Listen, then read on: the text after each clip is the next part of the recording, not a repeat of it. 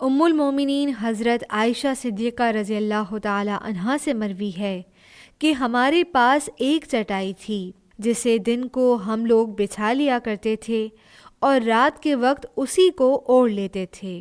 اس سے آگے ایک جملہ مجھ پر مخفی رہ گیا جو میں سفیان رضی اللہ تعالی عنہ سے اچھی طرح سن نہ سکا۔ مسلمان نبی صلی اللہ علیہ وآلہ وسلم کی نماز میں شریک ہو جاتے تھے۔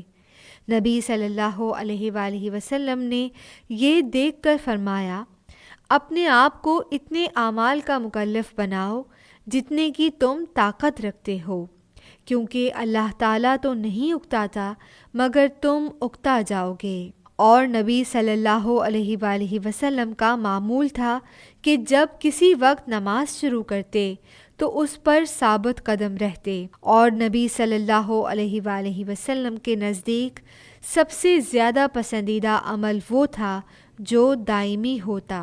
مسند احمد، حدیث نمبر 23,038۔